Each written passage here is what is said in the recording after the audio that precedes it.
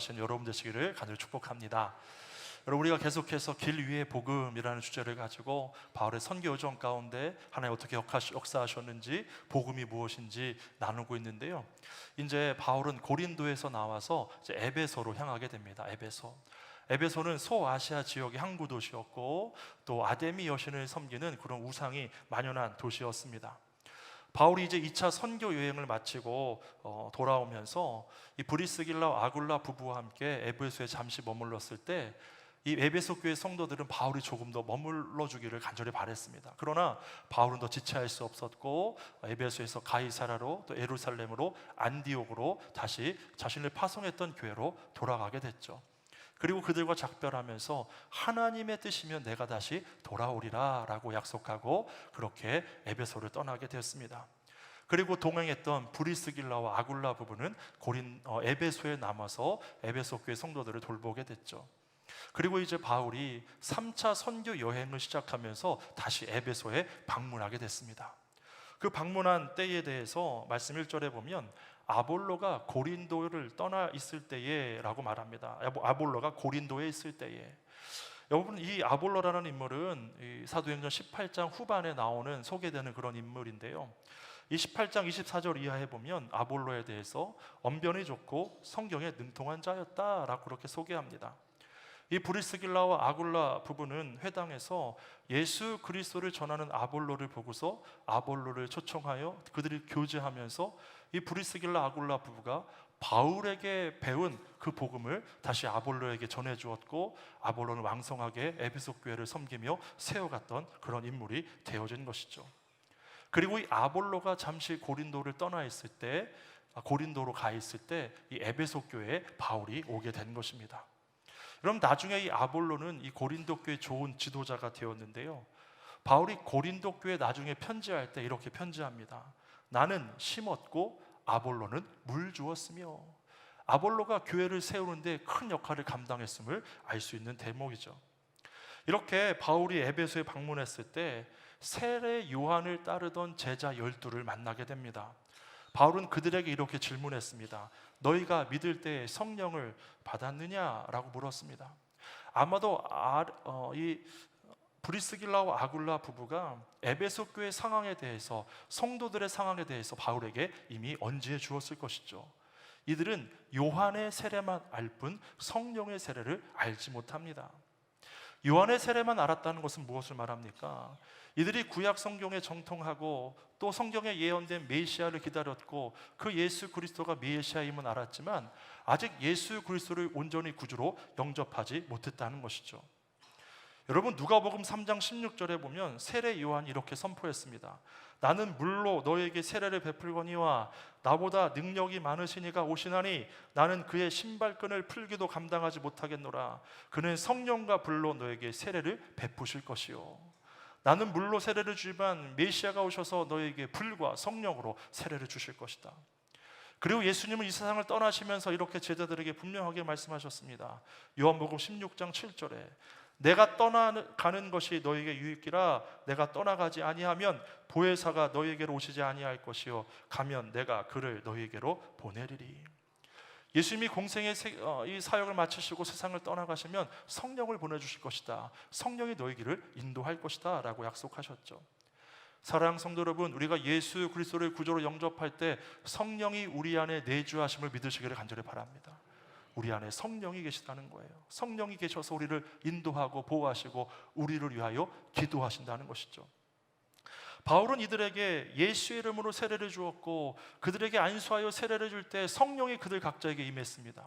마치 오순절 마가의 다락방에서 기도하던 120명의 제자들에게 각 사람 위에 성령이 임하였고 그들에게 성령의 은사가 임한 것처럼 이때 예수 이름으로 세례를 주었을 때 그들 가운데 성령 받고 방언도 하는 자들이 나타나게 되는 것이죠. 여러분, 우리 안에 성령이 계십니다. 아멘이십니까? 성령이 우리 안에 내주하세요. 그런데 여러분, 문제는 성령이 소멸되기도 하고 성령이 충만하기도 한다는 거예요. 우리가 죄를 짓고 성령의 역사를 불신하고 내가 주인 되어 내 삶의 모든 영역을 통제하려 할 때 성령이 소멸되는 거예요. 여러분, 성경에 보면 다윗이 밧세바를 범하고 그의 남편 장수 우리아를 전쟁의 최전방에 보내서 그를 죽게 만들었어요. 결국 나단 선지자를 통하여 하나님의 책망을 받게 되었죠. 그때 그는 회개하고 통회하며 자복하며 기도했어요. 그때 다윗이 어떻게 기도했습니까? 시편 51편 11절에 보면 주여 성령을 내게서 거두시 마옵소서. 성령을 내게서 거두지 마옵소서. 바울이 가장 두려워했던 것, 죄를 짓고 가장 두려워했던 것이 뭐냐면 성령이 거두어지는 거였어요. 여러분, 성도에게 찾아오는 가장 큰 재앙은 성령이 떠나가는 것임을 기억하시길 간절히 바랍니다. 더 이상 성령의 인도를 받지 못하게 되는 거예요. 죄악된 길로 멸망길로 치달아서 영혼을 죽게 되는 것이죠. 그런데 여러분, 반대로 성령의 충만하면 어떻게 됩니까? 우리 삶에 놀라운 변화가 일어나게 되는 것이죠.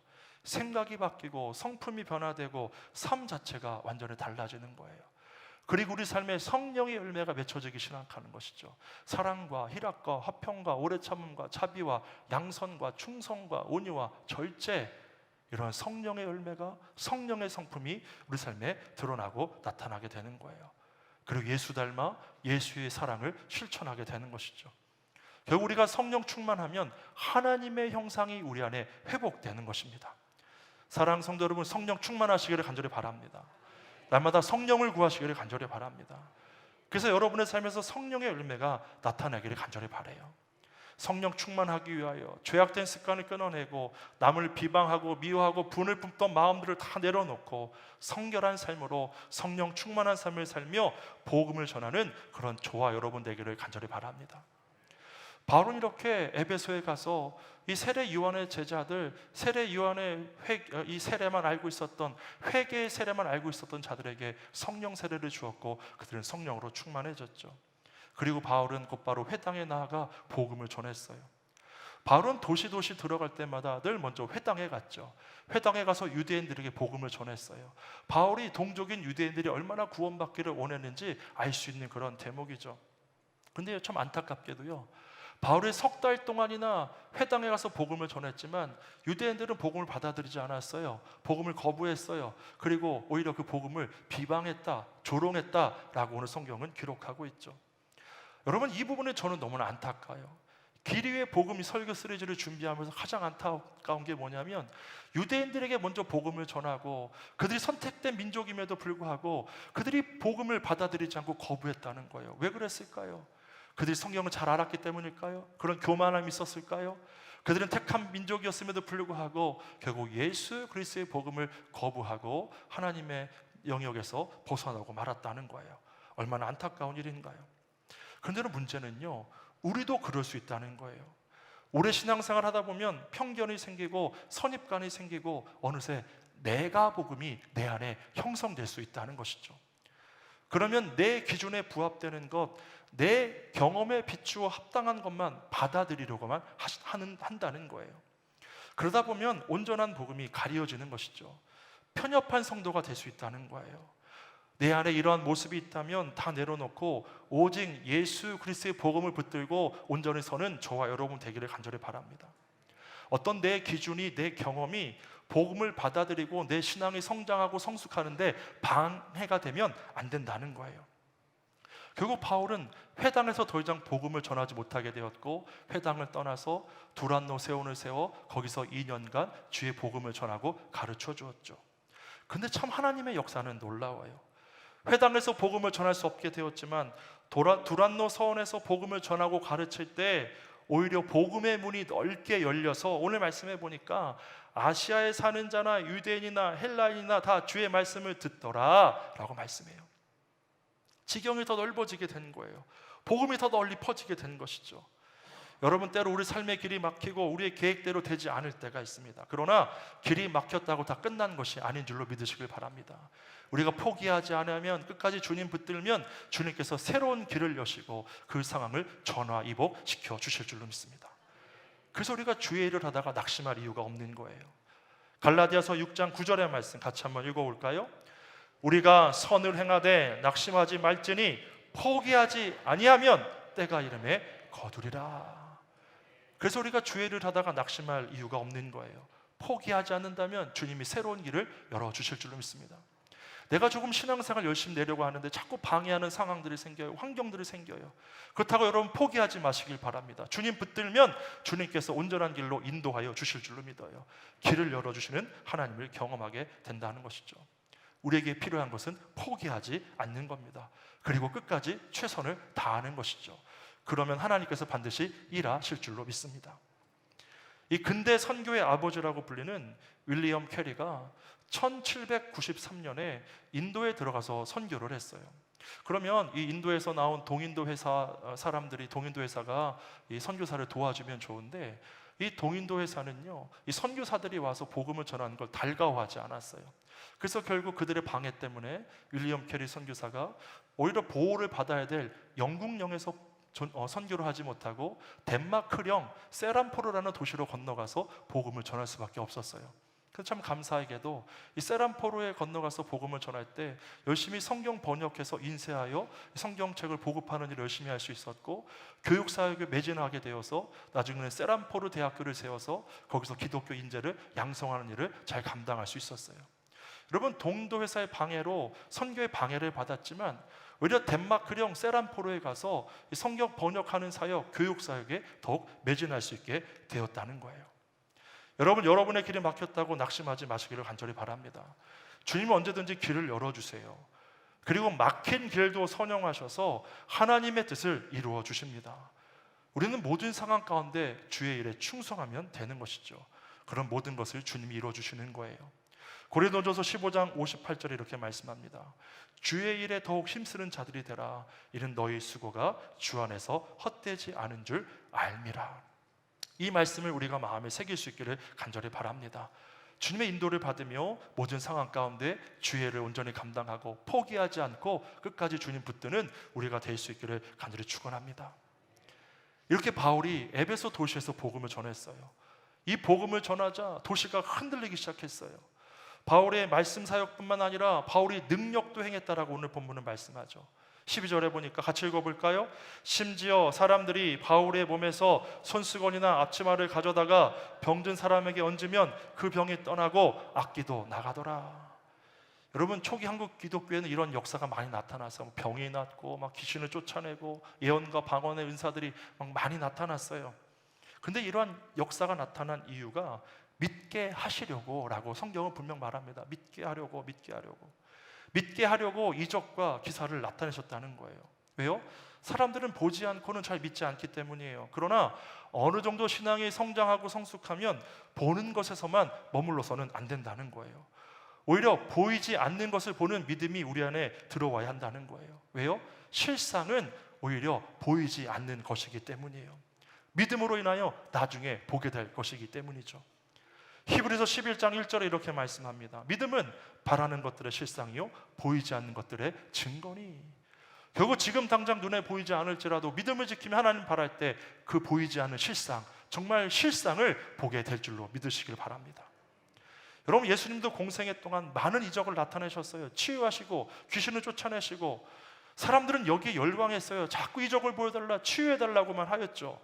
그리고 어떤 이들은 예수님께 나와 예수님을 조롱하면서 표적을 좀 보여봐라 라는 자들도 있었어요. 그러나 예수님은 믿게 하려고 이적을 나타낸 것이지 이적 자체만 바라보아서는 안 된다라고 말씀하셨어요. 복음서에서도 분명히 복음을 기록한 이유에 대해서 이렇게 기록해요. 요한복음 20장 30절 31절에 보니까 예수께서 제자들 앞에서 이 책에 기록되지 아니한 다른 표적도 많이 행하셨으나 오직 이것을 기록하면 너희로 예수께서 하나님의 아들 그리스도이심을 믿게 하려 하며 또 너희로 믿고 그 이름을 힘입어 생명을 얻게 하려 함이니라 라고 말씀해요. 믿게 하시려고 행하셨다는 거예요.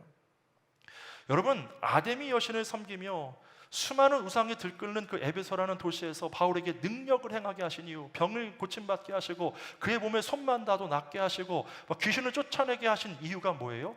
믿게 하시려고.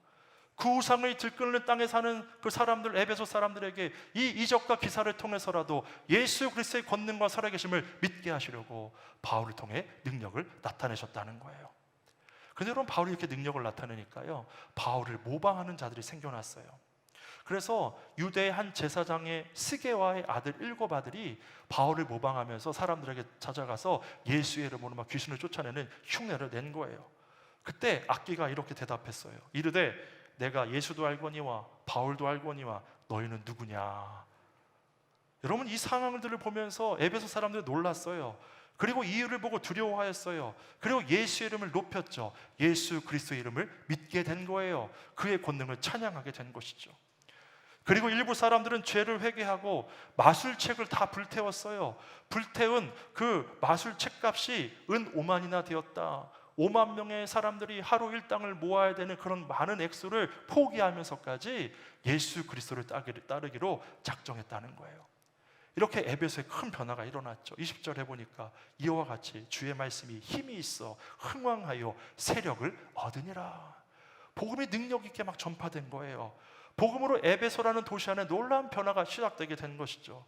사랑하는 성도 여러분, 복음은 거룩한 변화를 일으킨다는 사실을 기억하시기를 간절히 바랍니다. 우리 안에 예수 그리스도의 복음이 있습니다. 아멘이신가요? 그럼 우리 가정이 거룩하게 변화될 줄로 믿습니다. 일터와 우리 직장과 학교가 변화되는 거예요. 우리를 통하여 거룩한 주의 백성과 이 교회를 통하여 이 안산 땅이 변화되기를 간절히 바랍니다. 거룩해지는 거예요. 에베소에 이러한 역사가 나타나게 된 것이죠. 여러분, 초기 기독교 역사를 보면요, 예수 믿고 구원받은 가정마다 어떤 신주단지와 부적과 우상들을 다 가지고 목사님에게 찾아왔어요. 자기가 처리하기가 조금 이제 그러니까 목사님이 다 갖고 오면 목사님 다 처리하고 또 불태우기도 했죠. 어떻게 이렇게 할 수 있었어요? 이제 이것 의지하지 않겠다, 이것 바라보지 않겠다, 난 오직 예수만 의지하겠다라고 결단했다는 거예요. 여러분, 결국엔 에베소 이 도시에 얼마나 많은 사람들이 예수 그리스도를 따르게 되었는지, 이 우상을 버리게 되었는지, 아담이 우상의 신상을 팔아가지고 수입을 얻었던 그런 장사치들이 장사가 너무 안 되니까, 이 우상을 팔아 남긴 이득이 점점 줄어드니까 이 바울 일행을 핍박하기 시작한 거예요. 그래서 막 소동이 일어났어요. 상인들을 다 불러일으켜가지고 큰 소동이 일어났어요. 데메드리오라는 사람이 막 소요를 일으킨 거예요. 여러분 봐라, 바울이 전한 복음 때문에 아데미 여신 이 믿는 사람들 다 떠나가서 우리가 수입이 줄지 않았느냐, 우리 같이 항의하자라고 해서 큰 소요가 일어났어요. 한 2만 명이 모였다고 해요.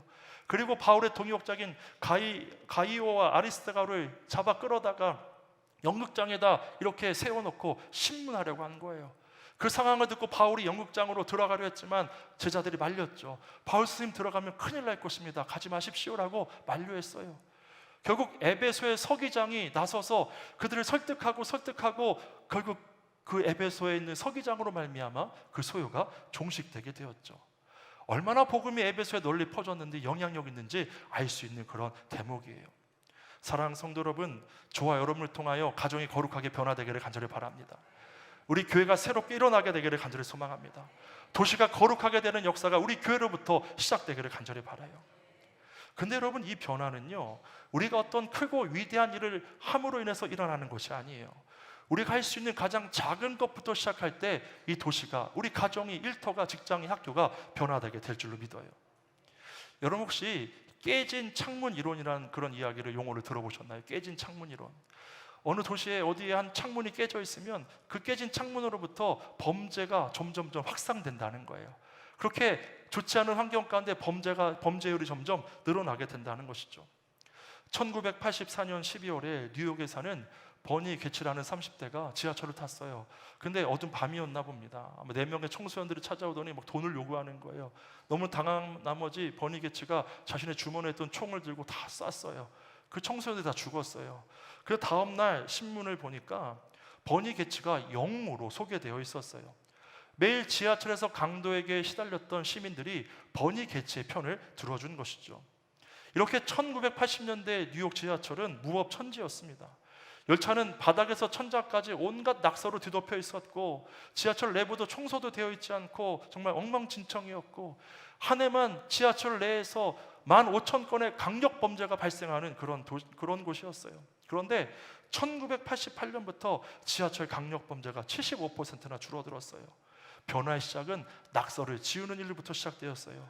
조금씩 지하철의 환경이 변화되었고 범죄율이 급감하게 된 것이죠. 예수 그리스도를 구주로 믿고 성령의 인도를 받아 살아가는 우리가 해야 할 일은 어떻게 보면 크고 위대한 일이 아닐 수도 있어요. 우리의 작은 습관을 바꾸고 말을 바꾸고 선을 행하는 것으로부터 가정이 변화되고 일터와 직장과 학교가 변화되고 이 도시가 변화되게 될 줄로 믿습니다. 이 도시가 변하는 것도 우리의 작은 실천으로부터 이루어질 수 있어요. 우리가 지역을 청소하는 이 작은 일로부터도 이 도시가 거룩하게 변화될 수 있음을 기억하시기를 간절히 바랍니다. 이렇게 도시를 거룩하게 변화시키는 그 동력은 어디에 있습니까? 복음에 있는 거예요. 내 안에 복음이 살아있으면 모든 것이 거룩하게 변화되기를 갈망하는 그 마음이 우리 안에 샘솟게 되는 거예요. 그 거룩하게 되는 일을 위하여 우리 삶을 헌신하게 되는 것이죠.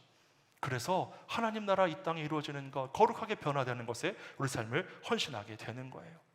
여러분, 복음이 에베소를 거룩하게 변화시켰듯이 성령 충만한 저와 여러분을 통하여 이 도시가 변화되기를 간절히 바랍니다. 여러분의 가정이 변화될 수 있기를 간절히 소망합니다. 우리 안에 성령이 계시고 복음이 살아있으므로 우리가 있는 곳에 놀라운 복음으로 인하여 거룩하게 변화되는 역사가 나타나고 드러나게 되는 것이죠. 여러분, 결국 복음이 세상을 바꿉니다. 복음이 세상을 거룩하게 변화시키는 것입니다. 이 복음 가지고 세상에 나아가 세상을 거룩하게 변화시키는 그런 저와 여러분 되기를 간절히 바랍니다. 거룩한 성도가 모인 우리 샘골 교회를 통하여 거룩한 영향력이 나타나 하나님의 마음으로 세상을 치유하는 우리 교회가 될 줄로 믿습니다. 그렇게 복음으로 인하여 세상이 변화되고 우리가 복음 전하는 곳에 우리의 작은 실천으로 인하여 세상이 거룩해지는 역사가 나타나게 되기를 주 예수 그리스도의 이름으로 간절히 축원합니다. 이제 다 자리에서 일어나서 우리 성령의 새바람 함께 찬양하며 성령 충만케 하시고 복음으로 세상을 변화시키는 우리 교회와 삶이 되게 하소서 결단하며 함께 찬양하며 나아가겠습니다.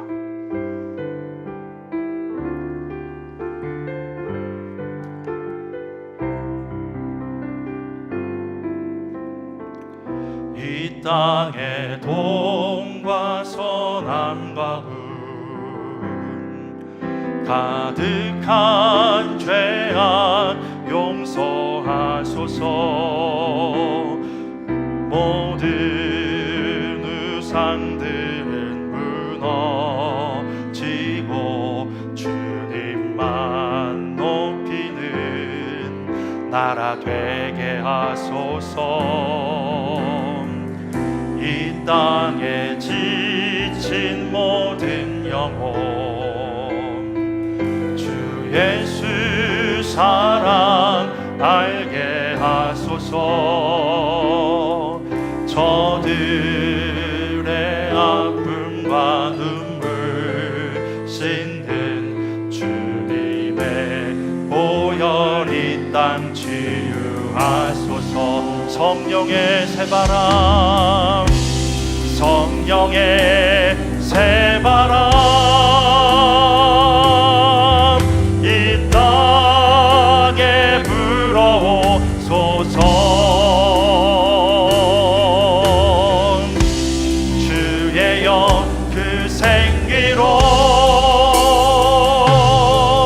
우리를 다시 살리사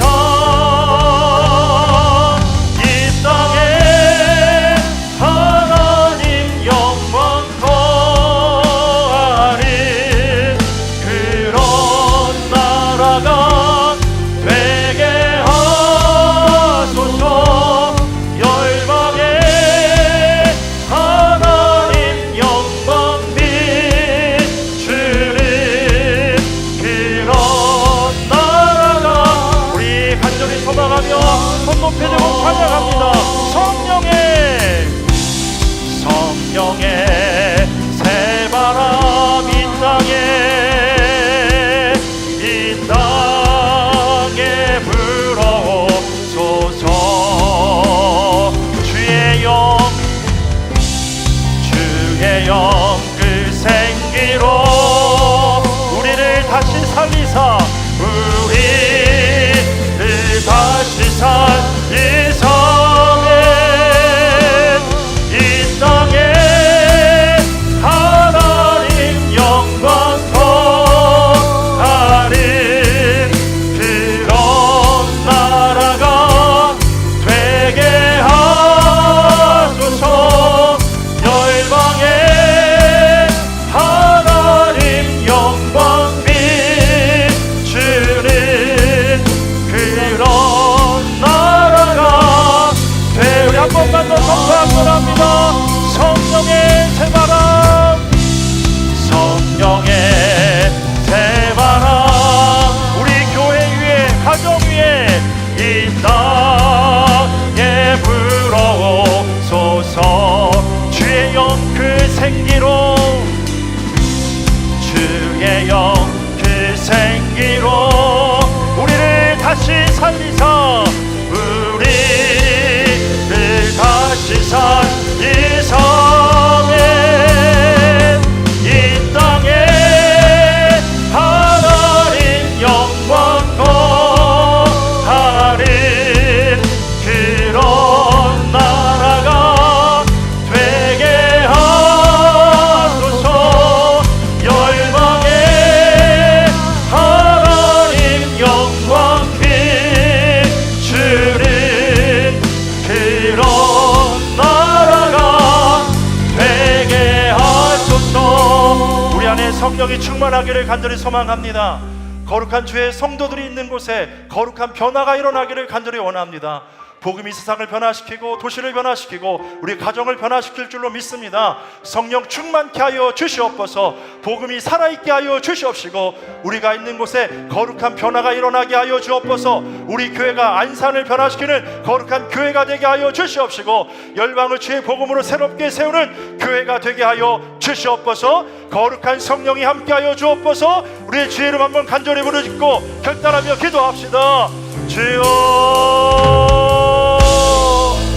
거룩하신 주님, 성령님 우리 안에 임하셔서 역사하시는 줄로 믿습니다. 성령으로 충만하게 하소서. 오직 주의 성령으로 충만하게 하셔서 우리가 있는 곳에 예수의 복음이 살아있게 하시고 그 복음으로 우리 가정이, 우리 일터와 직장이, 우리 학교가, 이 도시가 거룩해지게 하여 주옵소서. 복음이 능력인 줄로 믿습니다. 복음이 이 땅을 새롭게 변화시키는 줄로 믿습니다. 죄악이 만연한 땅이 거룩한 도시로 변화되게 될 줄로 믿습니다. 우상에 들었던 에베소가 변화됐던 것처럼 이 안산 땅이 변화되어 거룩한 주의 나라가 되어질 줄로 믿습니다. 우리가 복음을 전하 열방이 거룩하게 변화될 줄로 믿습니다. 우리를 사용하여 주옵소서. 우리가 먼저 성령으로 충만하게 하여 주옵소서. 우리 안에 있는 모든 우상을 버리게 하시고 주영으로 충만하게 하시며 거룩한 주의 백성 되게 하셔서 우리의 가정이 회복되게 하시고 일터가 변화되게 하시고 도시가 변화되게 하시고 나라가 변화되게 하시고 성령의 임재 가운데 놀란 치유와 회복의 역사가 일어나게 하시고 나의 삶의 목적과 정체성을 깨닫고 하나님의 거룩한 백성으로 살아낼 수 있도록 역사하여 주시옵시고 성령으로, 주의 성령으로 충만케 하여 주옵소서. 성령의 새바람 이 땅에 불어오소서. 주의 영 그 생기로 우리를 다시 살리사 이 땅에 하나님 영광 거하는 그런 나라가 되게 하소서. 열방에 하나님 영광 비추는 그런 나라가 되게 하소서. 거룩하신 성령님 우리 안에 내주하시며 우리를 충만하게 하셔서 거룩한 복음으로 세상을 변화시키는 자들 되게 하여 주옵소서. 우리 안에 복음이 살아있어 우리 가정이 거룩하게 변화되기를 원합니다. 우리 일터와 직장과 학교가 거룩하게 변화되기 원합니다. 거룩한 성도들이 모인 우리 샘골교회를 통하여 이 안산이 변화되기를 간절히 소망합니다. 우리가 복음 들고 나가는 열방마다 복음으로 새롭게 되어지는 역사가 일어나기를 간절히 소망합니다. 주의 성령으로 충만하게 하여 주시옵소서. 우리에게 성령을 부어 주시옵소서. 살아나게 하여 주시옵소서. 치유되게 하여 주옵소서. 온갖 우상을 버리고 오직 예수만 섬기는 우리 가정과 나의 삶과 우리의 모든 성도들 되게 하여 주셔서 우리 통해 그 예수의 거룩한 빛이 상에 드러나게 하여 주시옵소서. 오늘도 주의 놀란 은혜와 역사에 감사하며 귀한 헌금 주님께 바치는 귀한 손길들 기억하여 주셔서 예물이 쓰여지는 곳에 하나님의 나라가 이루어지게 하여 주옵시고 어려운 중에도 주를 사랑하는 마음으로 예물 바친 손길들 마음과 정성과 뜻을 다하여 주님께 예물을 드리는 손길마다 복되게 하여 주시옵시고 주의 은혜로 주의 영으로 가득 채워 주시옵소서. 이제는 주 예수 그리스도의 은혜와 하나님 아버지 한량없는 사랑하심과 성령님의 인도하심이 성령 충만하여 복음으로 세상을 거룩하게 변화시키기 원하는 여기 모인 주의 모든 사랑하는 성도들과 우리 교회 위에 지금부터 영원토록 함께해 주옵시기를 간절히 축원하옵나이다. 아멘.